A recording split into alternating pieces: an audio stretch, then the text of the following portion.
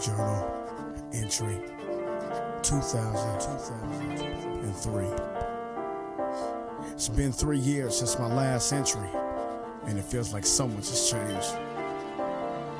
Well, not exactly everything. Hatred is still all around me, and I find myself Okay, so it's a little light launch of the pod. We'll see how Joe edits this. So the pod's gonna be called "Just My Thoughts Running Wrong." So basically, I'll just be talking about things that come to my mind and figure out how we can kind of make this some dope shit. There'll be some light cussing, won't be too much, but that's just how I talk.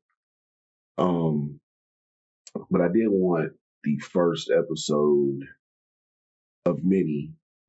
Like I said, it's gonna be about grief. So hopefully my story can help other people who are dealing with grief at this time. Um, and see how, if my story and how I'm dealing with it maybe can help somebody, could be, inspiration to somebody. I mean, who knows? So without further ado, let's get that off. I'm gonna rip off the band-aid like the Clips album with Birds Don't Sing. Phenomenal song for those going through grief, by the way. The premise is Malice and Pusha, they lost their parents 4 months apart and how they're dealing with that. So back in 2023, I lost my mother and my big brother. I lost my mother January 24th. I lost my brother August 15th. So almost 8 months apart. Both on a Tuesday, which is why Tuesday is one of my favorite days. But to lose your mother is arguably the toughest loss you'll ever deal with. But then, follow that up with losing your brother, who in my case was unquestionably my closest friend and my hero and a guy that I looked up to and everybody around him looked up to.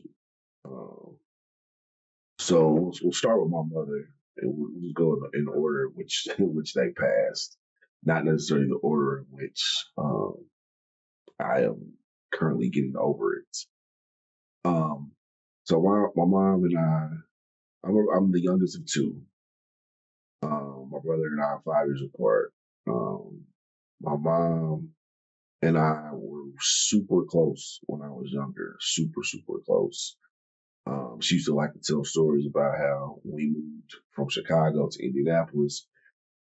She was having, she didn't want to get a job right away because I was only 2 years old, and she didn't know anybody. And she didn't want to leave me with just anybody.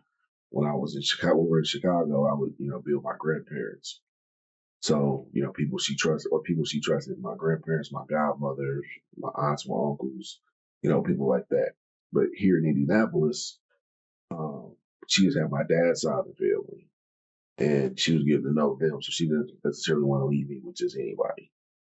So, so she stayed home with me, and so for 3 years, well, about 2 years, it was just me and her every day, all day, every day, to the point where I fell in love with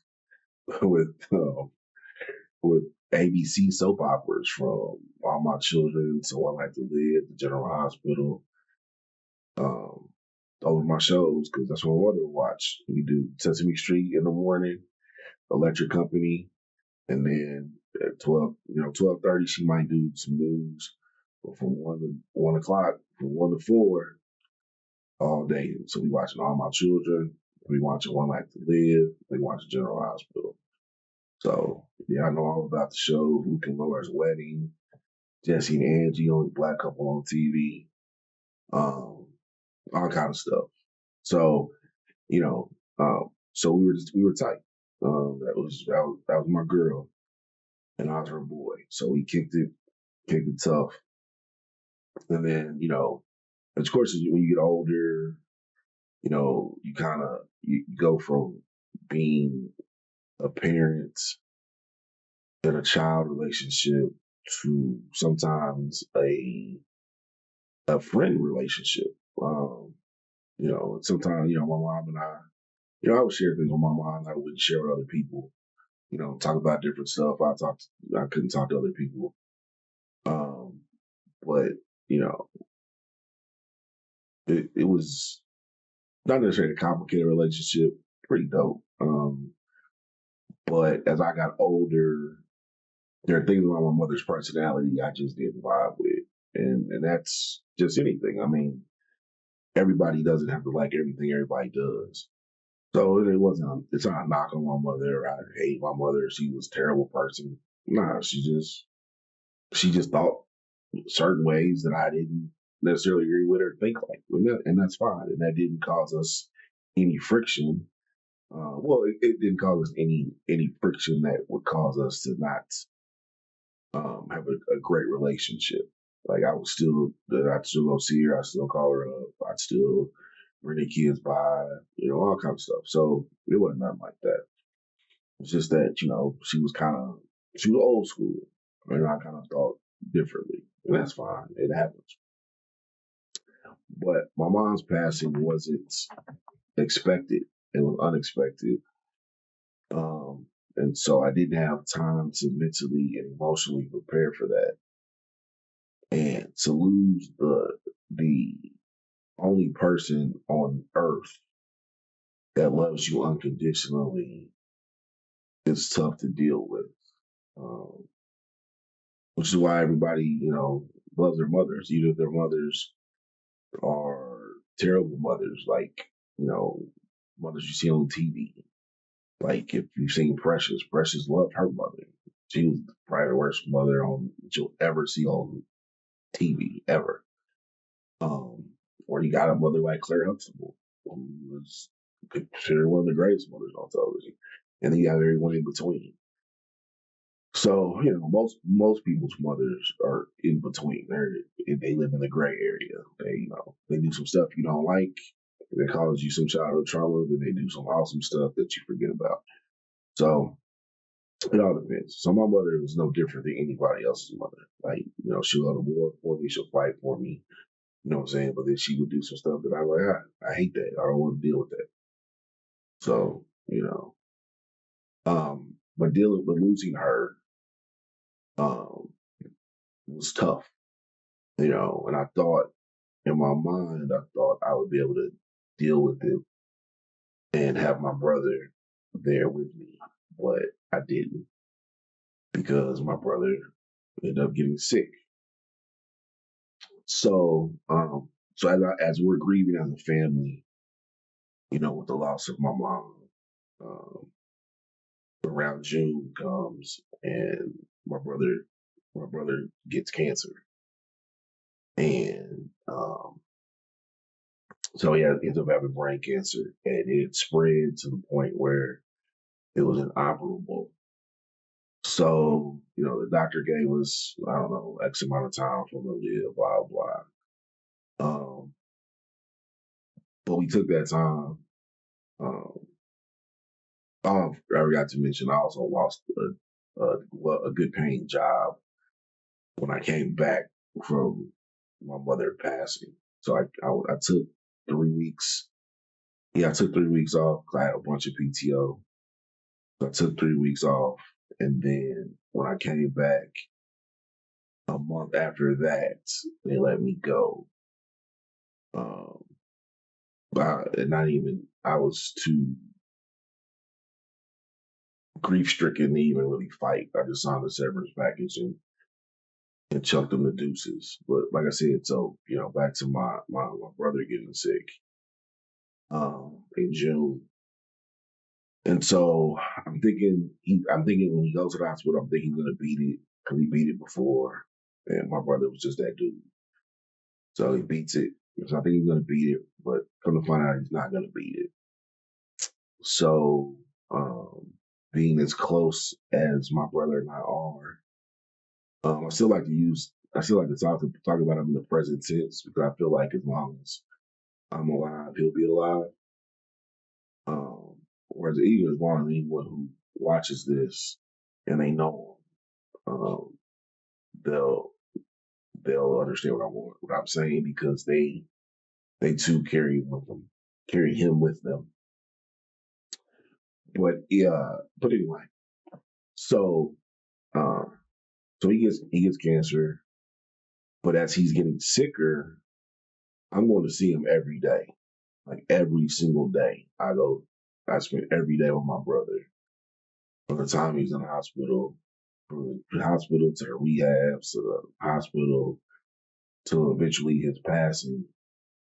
I was with him every day. I was there when he took his last breath. I didn't miss a single day seeing my brother, and that is a tough thing to hold on to. When you hear somebody that you love so much, you hear them take their last breath. Um, that's something that you hold on to forever. Like I always hold on to that. Like I'll never forget where I was or none of that because that's just how it affected me. Um, so we go through. That's the backstory on how I got to this grief thing. Um, so now we'll just talk about you know the things that I've noticed about myself, and the things that I continue to deal with um, over those last 2 years. So last week we just celebrated. I just celebrated 2 years of my brother being gone. And this past January, my mom's 2 years. So my mom's 2.5 years. My brother James is 2 years. And what I've experienced in these 2.5 to 2 years is that my brain doesn't necessarily understand that my brother and my mother are gone. Like I know they're gone. When I go over to my dad's house, I know my mother's not coming out the back room. I know when I, sometimes I've called my brother's cell phone. And shout out to my sister-in-law for keeping the phone on, so I can still hear his voice. Um,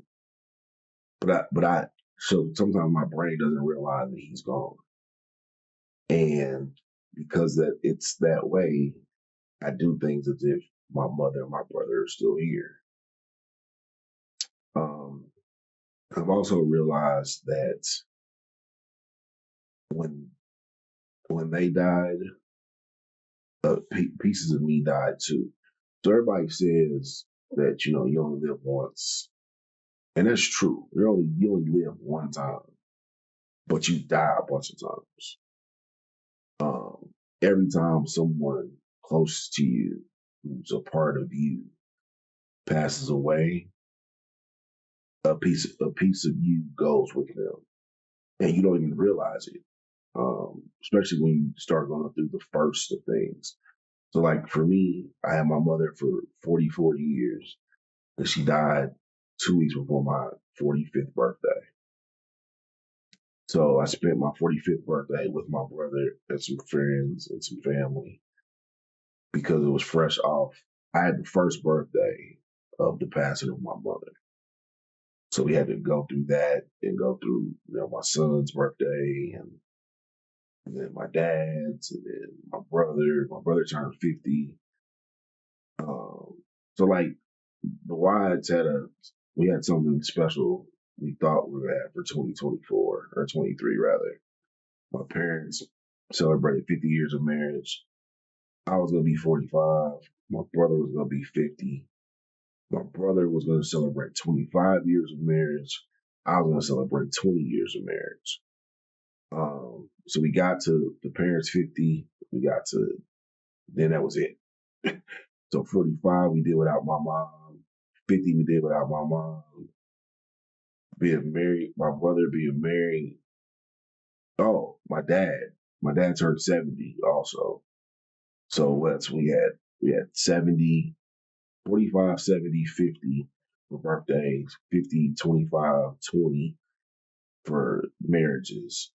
We only got, with all of us together as a family, we only got to my parents being married 50. And then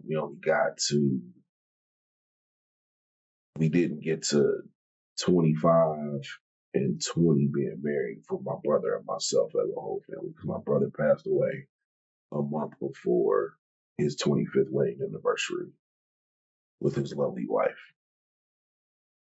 So now we're starting over.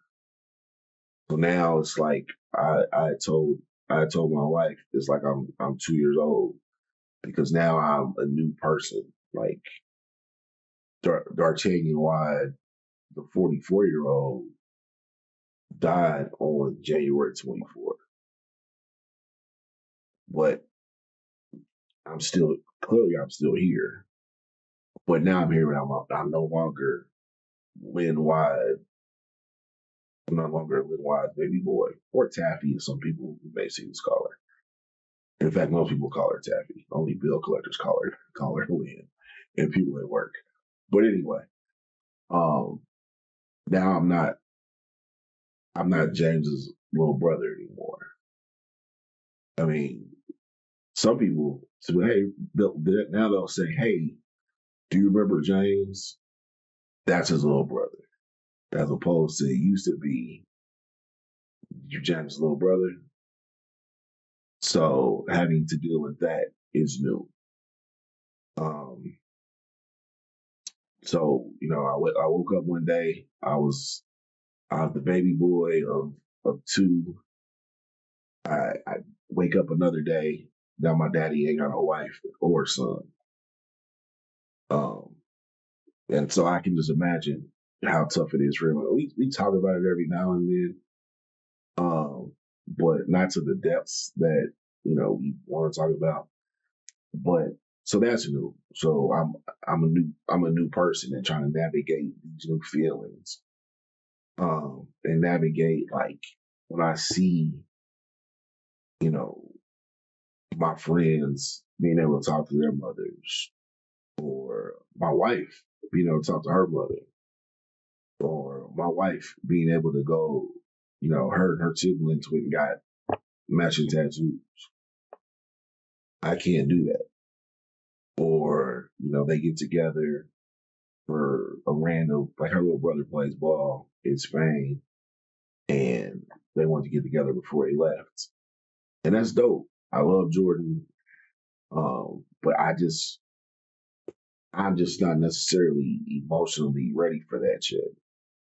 And my wife understands it, and she's been great through this whole thing. But sometimes it's just, those things are hard for me, and they may be hard for you, and that's okay. I always like to feel like I'm not a hater, but sometimes I get mad, or I get to feeling some type of way when I see somebody, with they siblings or their mom, and I'm like, man, damn, I wish I could do that. And I've got friends whose mothers have passed away in the last 2 years. Like best friends, like people who spent the night with me, and our mothers hung out. And I know they're going through it. You know, my man Joe, who's gonna help edit the podcast, his mom died 2 months after mine, and she was like my mother too. So, and he's an only child, and I'm like his adopted brother. So it's like, our families intertwined, and I know it's tough on him. You know what I mean? Greg Dabbs, his mom just passed. I know it's tough on him. And we all handle grief differently. Everybody does it differently. But you can't allow grief to eat you up and consume you, and let you not do the things that you normally do. You gotta kind of, and there are days where I gotta force myself to do stuff like the simplest things, like get in the shower, play with my kids, or I have to be mindful of my thoughts so I don't go down a dark place. I have to be mindful of the way I treat um, my wife, because sometimes things will be going on in my head and it's not her fault. It has nothing to do with her. You know what I'm saying? But you can easily take that anger out on on the people closest to you for no reason.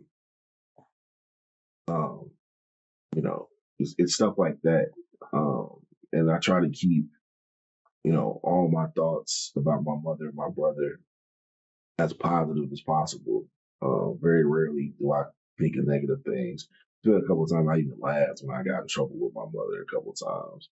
Like one time when I was finally bigger than her, she caught herself trying to whip me and throw me around. I just kind of just flung myself around like spaghetti to make her feel tough. If you knew my mother, she wasn't number 5'2". I'm 6 foot.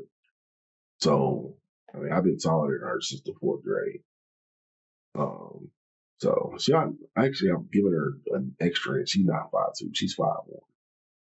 And so I've been telling her, like I said, since the 3rd grade. And so I was like in 6th or 7th grade. She decided she wanted to be tough and beat me up. And I was like, I just let her fling me around. And then she told my daddy, and that was a different conversation. Um, but yeah, so, but most of the stuff is light. And then there's things now that I'm telling my wife um, about my mother. Nothing good, nothing bad, just stuff that she would say or do. Niche chuckles sometimes. Sometimes she shakes her head. Um, yeah, things like politics. My mom was big on politics, big on voting, stuff like that. I can just imagine what she would say about this political climate, what's going on, and I think about the fact how cool it would have been for her to vote for an AK, since my mother was an AK and big uh, on being an AK. It's one of her proudest moments when she became an AK. So it's stuff like that. Stuff like with my brother and I are both members of Kappa Alpha Psi. So I'll go see, I'll see other Kappas and we'll be talking about my brother. Or like this past weekend, I was hanging out with a lot of his childhood friends, and just to be around them had me thinking about my brother, feeling good about my brother being, but still missing my brother. And just stuff like that. I try to do stuff like that, like keep in touch with his friends, his line brothers. I have the fortunate responsibility of standing in the gap for my brother when his line brother was Ace. Donnie got married, one of the greatest weddings in the world. So anybody who sees this, if you were there, you know what I'm talking about. One of the best weddings I've ever. But the coolest thing was Donnie had a seat open for my brother next to my dad and my nephew. Um, like James was there, and then he had mentioned that a moment of silence for him prior to the vows, and then I said a couple words at the reception, thanking Donnie and Danny for allowing that to transpire. So it's stuff like that, and like I said, we're all going to be different. We're all going to be changed from the grief, but we have to understand that it's okay. Like this new person that you're becoming, embrace them, embrace this new person. Understand that this new person he's new. You're getting to know him just like her, just like everybody else is getting to know them, getting to know this new person. They may like it, they may not like it. I don't, I don't know. You may not like it, and if you don't like it, then you need to change those things. But and you have to understand you'll never get over it. So when people say, "Why don't you just get over it?" You don't. You never get over losing your mother, no matter how old you are. You never get over losing your brother, unless y'all hate each other, and that's not cool. But you never get over that. You never get over that. So, and it's okay to not get over it. But what's not okay is to let grief cripple you and keep you down. And when you find yourself like that, that's when you need to go talk to somebody and go get some therapy. And therapy's okay. Therapy's okay. I know for a lot of us men, and I would say, I would just put it to black men, but men in general don't go to therapy. And you should. I've tried it a few times. I just haven't found the right therapist. But I still keep trying, and I will find one, and we'll get together. And that doesn't make you crazy. It doesn't make you nothing. It makes you a human being who values your mental health because you understand what you got going on, and your mental health is important. And this grief stuff's real. Like, it's okay to randomly cry, because I do it all the time. Like, I'll be in the shower and I'll just cry. A song will come on. An outfit I'll put together, or I'm looking at the last Christmas gift my mom got me, or the last pair of shoes I got from my brother, or when I hear the Cap of Him. Every time I hear that, I'm gonna cry for the rest of my life.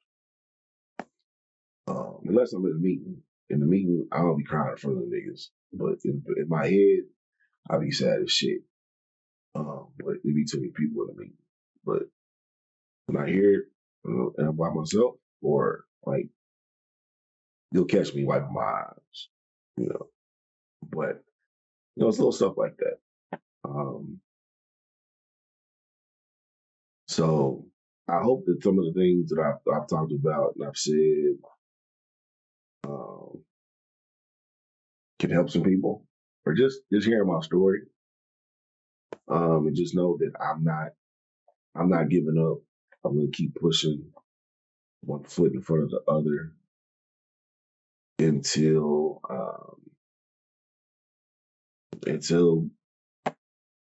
I stop moving. That's what my parents, not just my parents, but that's what my mother and my brother would want. And that's what your mother or your brother would want, or your father would want for you too, is to keep pushing. Don't use it as an excuse for not doing what it is you're called to do. And we're all called to do something. It's just about finding what we're called to do. Once you find that calling, life's pretty dope. I think I found mine. We'll talk about that on another episode. But I think I found my calling. We'll see. Yeah. I think that's it.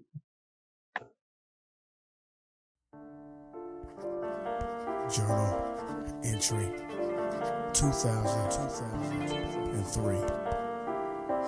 It's been 3 years since my last entry, and it feels like so much has changed. Well, I'm not exactly everything.